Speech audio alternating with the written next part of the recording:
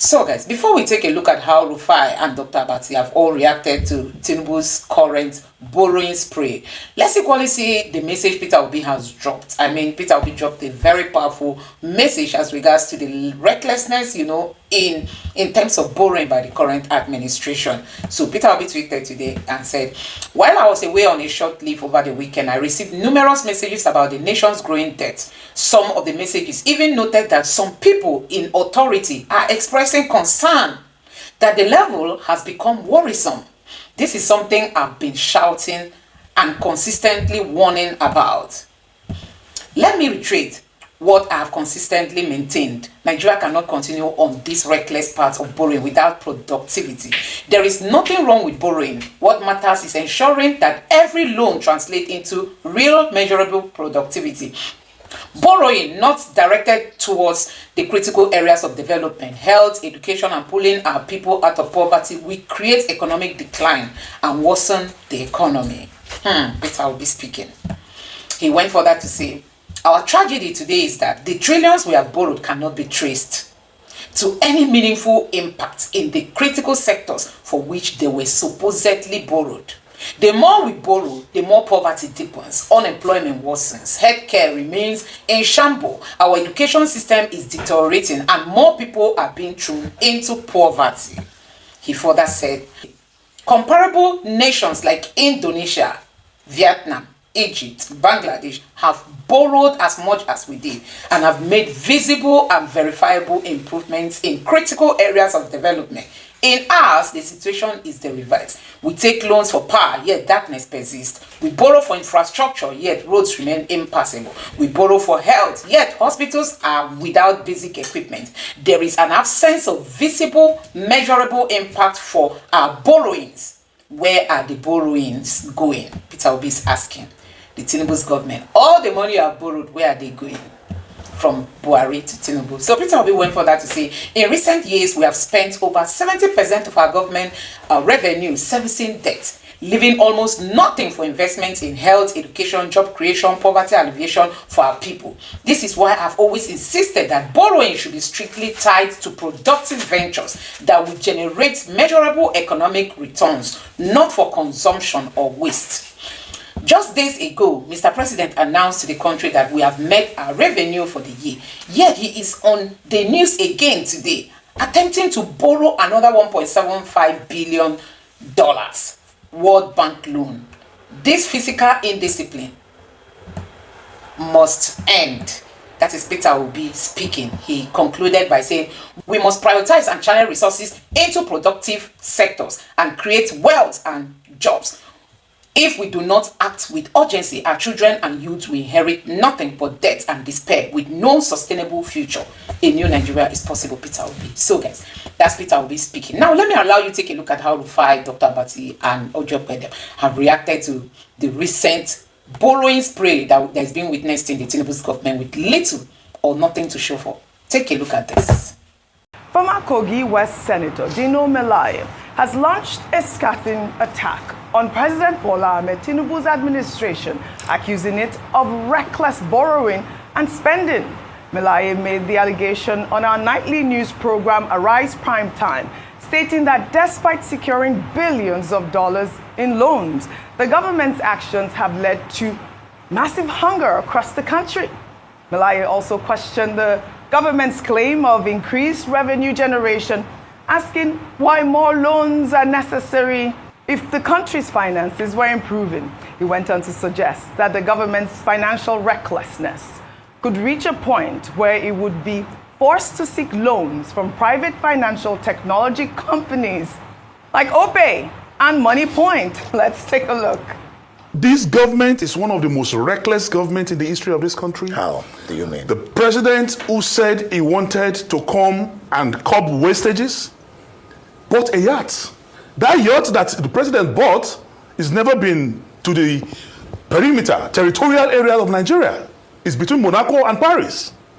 And what do we need a yacht for? In a time of austerity, in a time of pervasive hunger like this? The president also, within few months in office, bought a presidential jet that cost Nigeria billions. No, he said it was a gift. I am telling you that it was purchased. Gift by who? Gifts are to be declared. And they called it a gift because the money used in the purchase of that aircraft was not appropriated by the National Assembly. That is why it was tagged a gift. Then again, since Tafawa Balewa, Azikiwe, up down to Buhari, every president and prime minister in this country used Mercedes-Benz S-Class as their official vehicle. The president is using a bomb jammer Mercedes-Benz, the same type that Trump is using in America. And you say you want to curb wastages? The same president. In the 8th Senate, the budget of the National Assembly was 150 billion. From 150 billion, today the president have increased the budget of the National Assembly to over 370 billion. I can catalog all this. Bought a yacht, bought a Cadillac, bought an aircraft, increased the money of the National Assembly, and I've borrowed like no other president in history. If you are making more money, then why are you borrowing? Yeah, and we will not be surprised if the president starts borrowing from OPE and money points very soon. OPE and money points. When you say leave our Okada, Okada ride and POS agent money alone, because obviously many of them use. Just Okada ride. Plenty people use OPE, but please, they say the president leave our OPE alone. Let me take this tweet from Cole5, who wrote, "Please, President, leave OPE out of this your borrowing, But to be honest, what exactly is Tinubu government borrowing for? Infrastructure, health sector, educational sector, electricity, mega city, poverty alleviation. What exactly gone? Cause Koyewa, Dr. Martinez, that's what this guy is saying. Koyewa, go ahead." Very quickly, I think context should be important in this matter. Yeah. Senator Dino Melaye is a chieftain of the ADC, an opposition association or party, whatever label you may want to use. So you do not expect that he will praise the Tinubu administration. Yeah. And he's a very articulate, outspoken personality. So he's accusing the government of borrowing.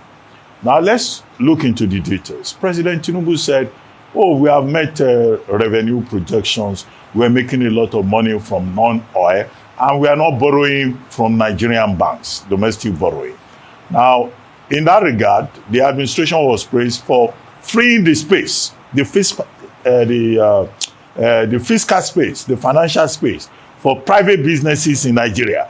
If government is not borrowing heavily from domestic banks, then businesses will have more space, more leg room for them to borrow. So that's how I'm surprised that Senator Melaye is talking about borrowing from Money Point and OPE. I don't think that is the kind of money that the Nigerian government will be looking for in terms of capacity. The other claim that he made is about presidential yacht. He said President Tinubu has a yacht paid for by Nigerian taxpayers between Monaco and wherever that the president of Nigeria is using. That is not true. Now, when this issue of the yacht came up, it wasn't even the Tinubu administration that talked about yacht. It was the Buhari administration in the 2023 supplementary budget. And at that time, when the controversy came up and people were saying, why yacht for president and all that, the Nigerian Navy came forward and said, no, it was a vessel being used for naval operations that was named presidential yacht. It's not for President Tinubu, so it's not something that was purchased for luxury. But in this country, in politics, you can bring up anything that is sensational. But I think that what I've provided can be fact-checked because it seems to be the empirical fact.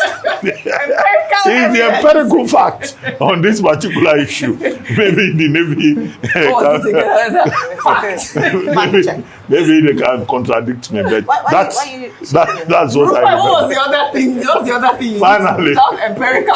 Finally, the point made by Senator Melaye is accusing the government of reckless spending. Yes. Okay. Now, many Nigerians will say, well, there's a lot of spending However, it's not borrowing that is the problem, as economists will say. Yes. It is what you do with the borrowing. Are you providing the infrastructure? Are you being productive? Is there, efficiency within the system? Now, on all of those points, about efficiency, about performance, then, of course, Senator Melaye will seem to be on terra firma to join other Nigerians in saying we expect better performance in terms of infrastructure, in terms of welfare, in terms of security. There are all those histrionic theatrical points he was making about OP, money point, presidential laws. I hope I've helped to provide the context. Yes, well, we know that Dino Melaye loves the lavish lifestyle. I see him on the gram wearing those really nice shoes and all. So he will know good things. Are you admiring him? I mean, I like the pictures. Now, would you like a flag? I'm just kidding. You didn't answer my question. I am not. Are you admiring I am him? not. I've seen him on Instagram. Can I say that? But he loves the lavish lifestyle. He said Tinubu was riding the same Mercedes as Trump. I don't think I've seen it, but I've seen Tinubu's Escalade.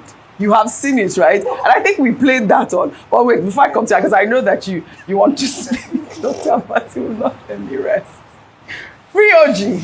Well, in another development, because he also talked about Tajuddin Abbas during that interview, the Speaker of the House of Representatives, Abbas Tajuddin, has clarified reports that he condemned the Tinubu administration's borrowing during a presentation at the West Africa Association of Public Accounts Committees conference on Monday. The Speaker, who was represented by Julius Ihobere, revealed alarming statistics, noting that Nigeria's public debt to GDP ratio currently stands at around 52%, which is significantly above the statutory ceiling of 40%. He also expressed concern as Nigeria's total public debt has now soared to a staggering 149 trillion naira. While in a swift rebuttal, the Speaker's special advisor on new media clarified that while the Speaker is concerned about the country's rising debt, he does not believe all borrowing is bad. Instead, he views public debt as a potential tool for growth, provided it is managed prudently. Now, let me take Olalekan's tweet. They wrote on X, the real problem isn't public debt itself. It's the absence of accountability and transparency in how Nigeria's leaders manage public funds. Over the years, billions have been borrowed, from the $3.4 billion IMF loan during COVID-19 to billions from the World Bank and China Exim Bank for power, rail, and road projects. Yet, ordinary Nigerians are asking, where are the lights? Where are the jobs? Where are the impact on daily life?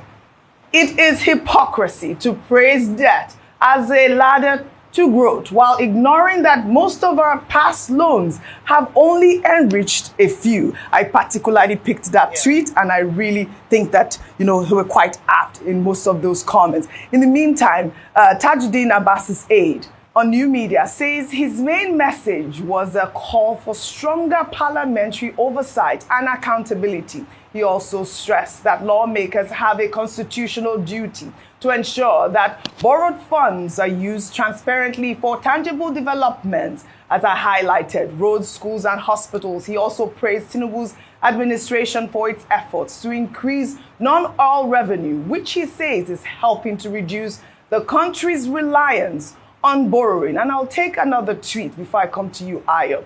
Tolu wrote on X, borrowing is not the real issue. Every nation borrows, which is a fact. The real question is, what are we using the money for? Borrow, but let it go into, again, I want to highlight it more, roads, jobs, things that grow the economy, not waste and consumption. Absolutely. Ayo. Spot on. Some of the biggest countries in the world that have a high debt to GDP ratio include Japan, include Singapore, include the United States of America. They are one of the highest in the world according to rankings. And the difference between countries like that and Nigeria is that we see the evidence of what borrowing is for. Case in point, when the Tinubu administration came into power, remember the World Bank loan in order to mitigate or provide a safety net for the most vulnerable Nigerians who would be most impacted following the two major economic reforms he introduced, the removal of fuel subsidy and the floating of the naira.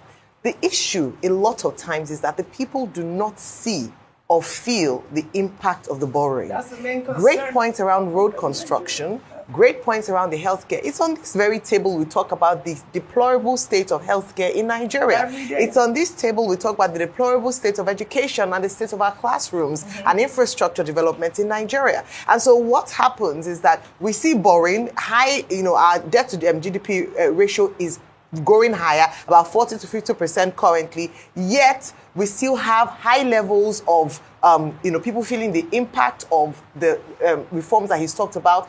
Then we see a lot of servicing of loans or a lot of servicing of recurrent projects, no capital projects, no project that would in turn make money for the nation, which is a critical issue that we currently have. And so what we are calling on, and I do think that Honorable Abbas made a very salient point in his address, whether through his main point or through the clarification, whereby the importance of oversight functions by the National Assembly was emphasized. Right. When the president has to secure a loan, he needs approval from the Assembly. Unfortunately, when they do give this approval, it's just signature and leave it. There's no going back to check that what the money was asked for or intended for was actually used. It's just very simple. Nigerians understand the need to borrow because we need revenue, even though they've said that they've done better with their revenue generation. But what do they do with the money that is borrowed? That is a conversation that we're asking. And where do these loans come from? How do we service the loans? Rufai, quick comment on both stories really quickly, and then Okay, move so to the I next think one. the formative word here was what I asked Paul Alaje about, which is the cost-benefit ratio. And I think until Nigeria has a threshold at which it calculates a cost-benefit ratio, what is the cost of doing a project? What is the cost to us, borrowing plus interest? And what is the benefit of the project? So will the project be able to pay back the cost accrued to it? If you are to put most project parameters that this government borrows for, it does not pass the cost-benefit ratio reflection. It passed the sentiment-benefit reflection threshold. So why do government do projects in this country? Because of the region that gives me the largest votes. And that's why you see politicians arguing that, oh, you've done more projects in Lagos compared to the Southeast and all of that. Anybody that comes to power says, how can I do more projects in my region to be able to suit my people's interest rather than the cost-benefit analysis? So most of the projects the government claims they are doing, have they ever looked at the cost-benefit analysis? If you do not solve that problem, then you will waste the money you are borrowing. A great instance in point is the case of COVID. We drew down 30 trillion in ways and means for COVID. We said we were used to buy infrastructure in isolation centers. Till today, where are the ventilators we bought? That 30 trillion, if was properly spent, will have been able to revolutionize the healthcare sector, even if it's the primary healthcare sector. But today, we've squandered that money. That debt is still off our books. That's why we've securitized it, and we've achieved nothing. And that's the problem of Nigeria. Today, over 15%, over 80% of the primary healthcare centers in the country are still in a deplorable state. But guess what? We had the infrastructure capital, the money, 30 trillion during COVID, to be able to fix the healthcare sector, but we did nothing. So if we don't answer the question of cost-benefit ratio, we'll start having this argument back and forth. And please, with due respect, Dino Melaye should stop all these theatrics. If you want to criticize, criticize. Because if you want to look, last week it was reported in the news he was having back and forth with the tax authorities. Has he sorted that out? I don't know. You can't ask me about Dino. No, it was reported in the news. I don't know if he sorted that out. So if you want to criticize, criticize, please. But like Dr. Abati has said, the president is not going to go and borrow money from OPE. But of course, he was only joking. He was really only joking. Well, in another development. So almost 100 citizens killed within a space of 2 days for country, including law enforcement officers and military men. And the president of that country day vacation for Europe, and there is nothing wrong with it. Nigerians are going to continue to ask us this question. Which level of sufferhead and pain all of us they ready to endure as a people before we go come together, agree, say we deserve better in terms of government and leadership in this country? Because what in Nigeria get today is not governance. We don't have leadership. Nigeria has an affliction. We are governed by a plague. And this affliction is supposed to motivate and inspire us to self-redemption. And the length of time where we go allow this affliction and plague to continue go show exactly how much we love ourselves as a people.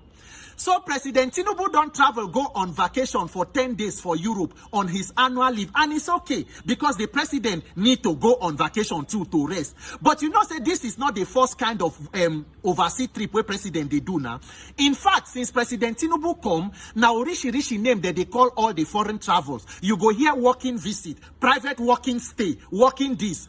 In October 2024, according to Punch, 17 months into office, President Tinubu and his Vice President Shetima put together spent a total of about 180 days overseas, making about 41 foreign trips. President Tinubu alone spent about 120 days in 29 trips. Remember, say by April 2nd of this year, President Tinubu traveled go France to go access the performance of his own government in a 2 weeks working visit.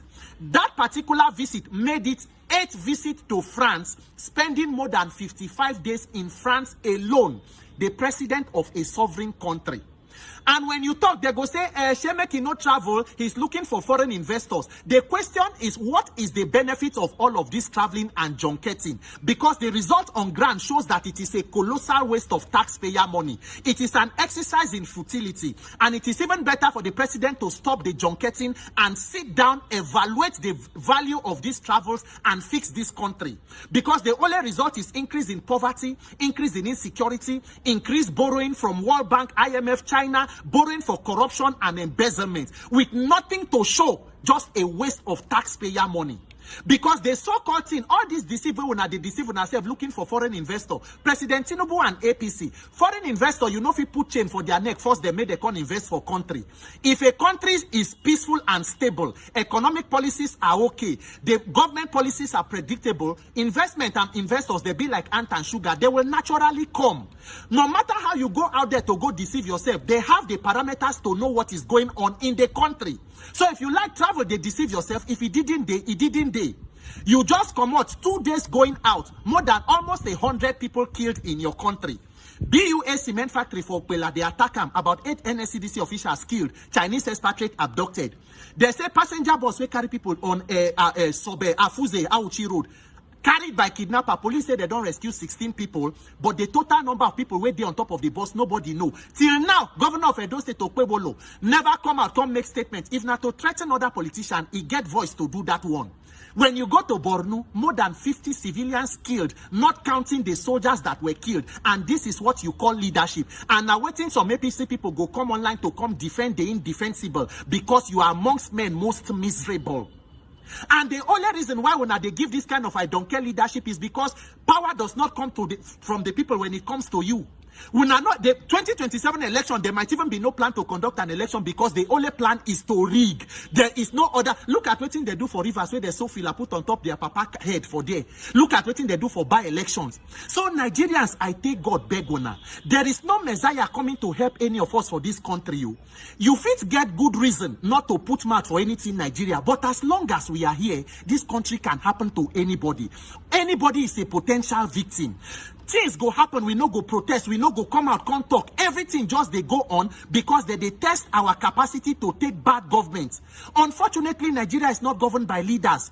We have political businessmen in public office who pretend once in a while to attend to things of government. But in the meantime, their main business is they see the whole citizens as customers for their private businesses. Since the day where the issue of Dangote happened for Auchi till today, you know how many other people where trailers don't kill for this country. A lot of them, nobody will hear of it. That is why I continue to insist. We must fix government. If we not fix government, we are wasting our time.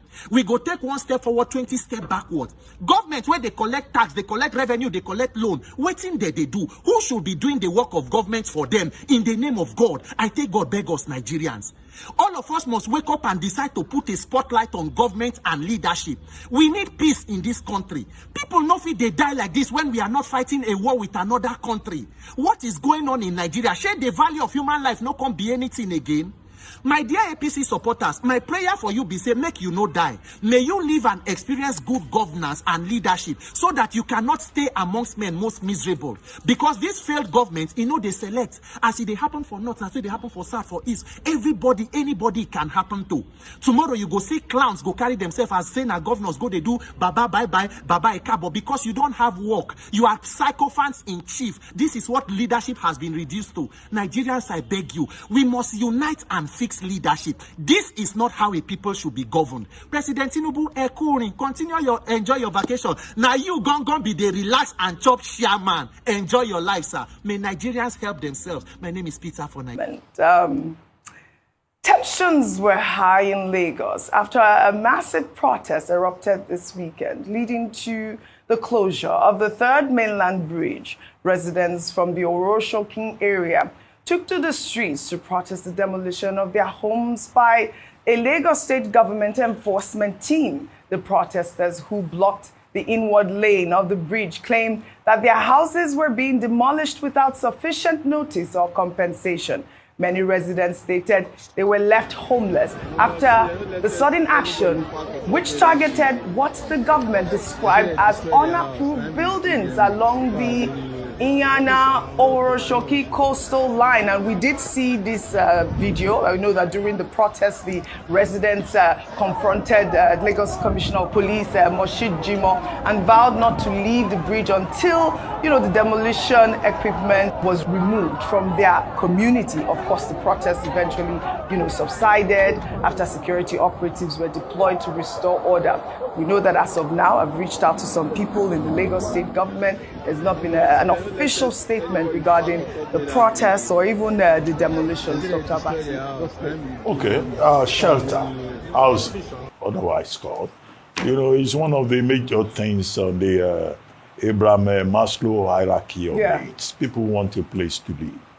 So it's very important to them, whether it's land or it is shelter itself. And so it's not surprising that persons whose houses are being demolished for, reasons that the government says on a lack of approval, will be, emotional and they will protest. Now, but all of these things, follow a process. Mm-hmm. For you to buy land, for you to build a house, there must be an approval process. Now, it's not always the builders who have the problem. Sometimes government bureaucracy is an obstacle. Yes. And so some of these people, they will go and build in unapproved locations, they will with unapproved plans, with quacks. But you then ask the question, where was the government? Before somebody will go and build on an approved space, where was the government? Mm-hmm. There is a department of government called Urban and Physical Planning. Yeah. They will not act. Right. They will wait till the house has been completed, and then they will come, they will say they want to demolish. Mm-hmm. However, if you want to demolish, there is also process, there is procedure. Stakeholder engagement. The people are supposed to be engaged, and then where necessary, you engage them with a human face. You pay compensation. Yeah. You explain to them. Now, in the case of these people who are built along what they call the Oroshoki coastal line, right? Okay, maybe that stretch. Yeah. It's a space where people are not supposed to build. Now, again, I ask, where was the government? And even if you are going to evacuate them, if you are going to demolish their buildings, you engage them. Housing remains a major problem in Lagos and elsewhere, despite the effort of government. So some people will come together, yes. They will try to erect a place where they can live. And then you just go without notice. Yes. These protesters are saying, without engagement. That's what they are saying. And then you go and demolish their houses. Really? And yet in this same Lagos, I interviewed some people, I think they are from Magodo Phase 2. Mm-hmm. There is a section in that Magodo Phase 2 estate that the Landlords Association said, look, this place is not for development. So determined by even the Lagos state government the same Lagos State government officials gave approval for some people to go and erect buildings there. Come on now. That is even a very clear case that was brought to television. No, yeah. So you see a lot in terms of double standards. Right. You see a lot in terms of class hierarchy in the administration of these policies, no matter how well-intentioned. I think Governor Sanwo-Olu should look into this matter of the people in the Oroshoki coastal area and try to see how the government can meet them halfway and treat them in a humanely possible manner as possible. Well said, Dr. And not to be seen to be terrorizing them and punishing them, whatever the omissions may have. All right, well said, Dr. That's why I thought it was important to highlight this story for the people of Oroshoki to, put some voice in that matter, because I'm still waiting for, an official statement from whoever it is that is in charge of that area, and hopefully we'll bring back that story to our viewers. But still in Lagos. You don't have a landed property there. No, I don't have Oroshoki. I have a Umukwata, my village, but I still love Lagos, Yeah. Just to add to this story, Which that one? I think it's also an important thing to sound a note of warning to people who want to get land. Yes. Make sure you go through due process, get your documents right, and you're not building illegally. But what is the due process also sometimes can be difficult to go through. That's what I agree with that. I'm just saying that on the other side, because sometimes you see this, the people are complicit. But when the government wants to carry out it right, they will now come out and cry. So I just want to say, going forward, now that we see, because there were demolitions in Maryland and other parts. Yes, I also have another story. Hopefully I'll bring people that. I'll bring, there was a personal story I have of traders and family people homes. losing their homes. So please, let us need more clarity on this information, really. The people of Oroshoki have gone out on the Third Mainland Bridge. It's important for the Lagos State government to respond to their plight. While still in Lagos, a video posted on Facebook by journalist Deji Bademosi, who's also the founder of TV360, highlighting a dangerous open manhole along the airport road in Ikeja, caught the attention of the Lagos State government. In the video, Bademosi had created a billboard calling on Governor Babajide Sanwo-Olu to fix the manhole before it takes any life. A few days ago, there was a terrible accident here. Thank God no life was lost, but the accident was terrible. It's actually a surprise that this has been allowed like this for several months. I drive around here on a daily basis, so it's a surprise. I wouldn't know what happened to the manhole, the cover now, if it was stolen, but no matter what, you would expect that the authorities ought to have come here to fix this. We've done series of reports now calling the attention of the state government to this situation, but so far there's been no response. And so I decided to erect this sign, hoping that the governor would see this, and if the governor doesn't see this, if he doesn't drive around this area, at least some of his aides who would drive around this area would see this and then try to fix this manhole. It's a disgrace for a mega city like Lagos. All right, citizen action there. Well, within 24 hours after making that video, the Lagos State government sent officials to cover the hole. The officials walked through the night to ensure that the manhole was covered, and Badmus was there to report the progress. The manhole has now been covered. Job well done. From what I can see, that's the manhole over there. It's been covered. This is the kind of response we want to see. So going forward, we expect that, all the open manholes across the city will be fixed. Thank God that the Lagos State government has responded in this case. So well done, and kudos to the Lagos State government, kudos to the Lagos State governor, and to men and officials of the Lagos State Public Works Corporation. Well done. Well done, and I love this sort of story. I thought it was so important to highlight the sort of response we got from the Lagos State government regarding that manhole. And what we have seen here demonstrate how, citizens' actions can, prompt a positive response from the government. We did the same thing when the Minister of Works, Dave Umahi, went out there. And, it's great to see this sort of response, and we want to encourage it.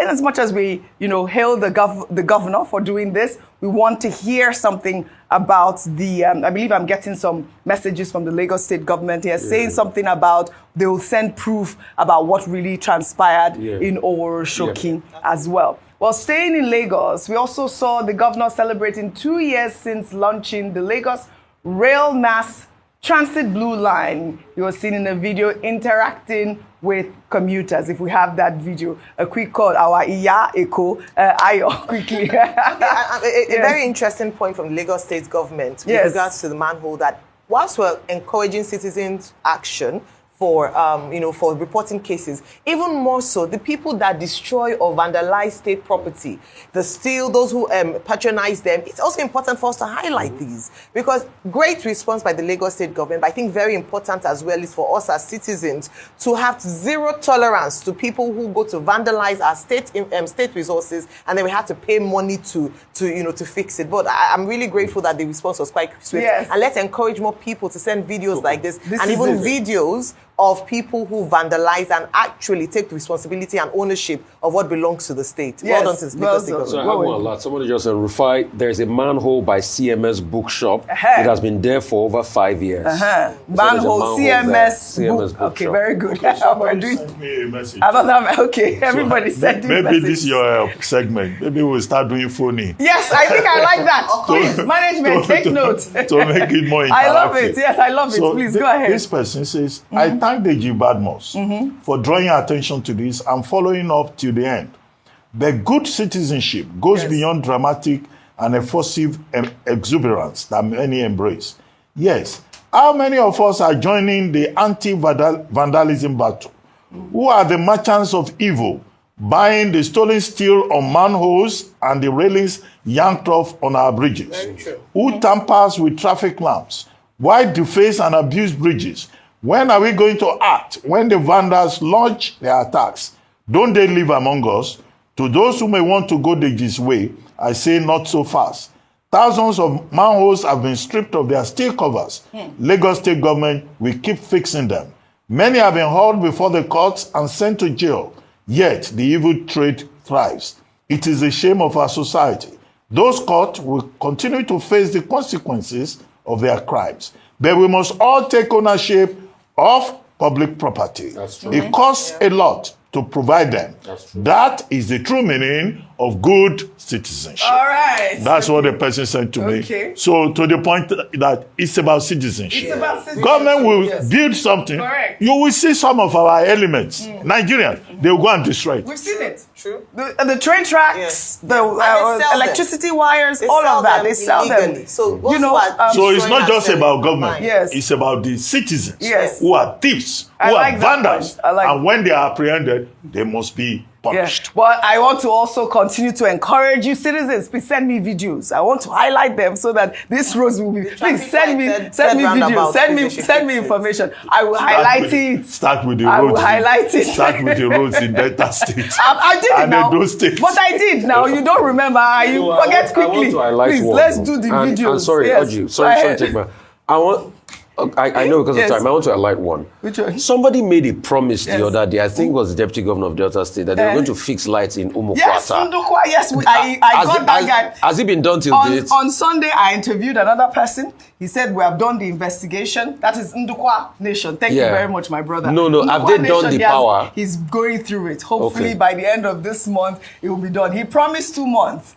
My mother's village has not had light in 20 years. We had people, no electricity. That's all I'm saying, Dr. Bat, because I can see your face. No, you said village. My mother's hometown, my mother's home community. Do you have a village? Do you have a village? No, I'm from the city. For people that live in the village. Just for people that live in the village. Yes, please. Very important. And we're calling on the deputy governor of Delta State who had promised that they were going to give my mother's village people light. Ndokwa West, Emuno, Kwale, all of those areas, they have been living in darkness for almost 20 years.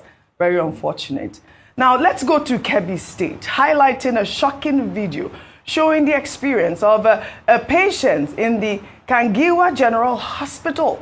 The video, which is now being widely circulated online, shows an elderly man lying in a desolate room on a bed frame that doesn't even have a mattress. The man, as we'll see in this video, is also in the middle of getting a treatment. He appears to be attached to a drip machine. The person filming was saying, and I quote, "See the way they collect money for hospital items from patients, yet see how patients are lying on bare bed with no mattress, pillows, or bed covers." I mean, Rufai, what is this? The question now is, what does the governor of Kebbi State think about this video, Dr. Nasir Idris? I mean, we really need to highlight this actual hospital. We haven't seen any statement or comment from his administration about this particular hospital or medical care in his state. I thought it was important to highlight it also for, the governor or the government spokespeople to respond to that hospital right there. We also hear that in Abuja, the Association of Resident Doctors has officially begun a 7-day working strike, with resident doctors calling for urgent reforms, according to the president of the association, George Ebong. Doctors in Abuja are under immense pressure because of insufficient staffing.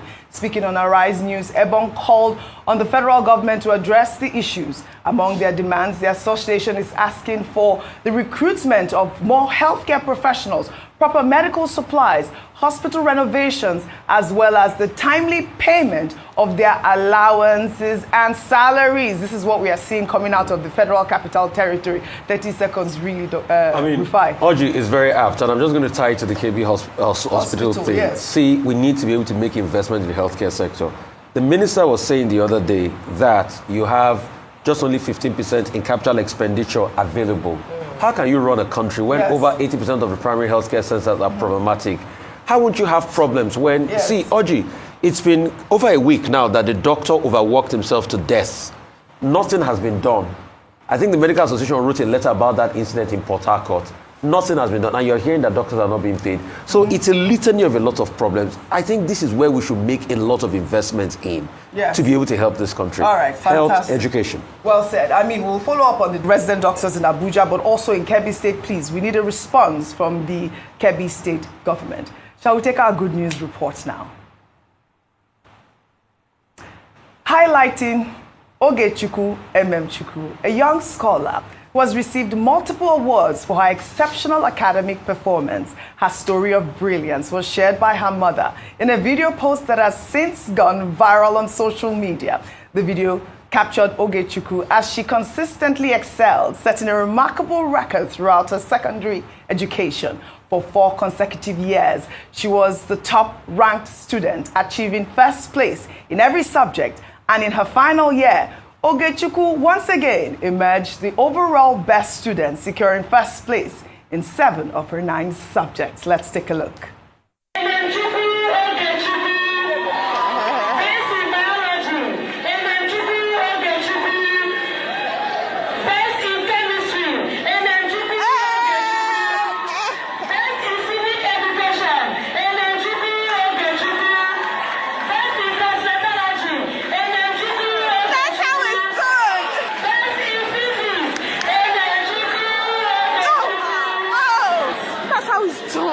Best in mathematics, Ogechukwu Chukwu.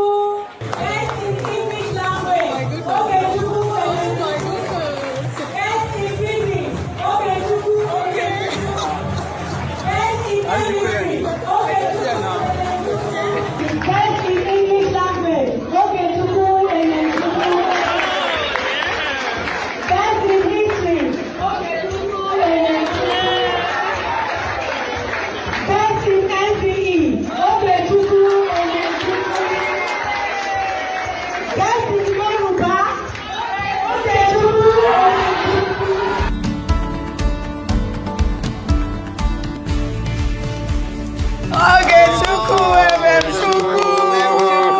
I loved this story. Congratulations to the star girl. I wish you had more time. I would love to thank you all for your great analysis, as always, on what's trending. And congratulations, Ogechukwu Chukwu. Well, that's all I have for you guys on what's trending today.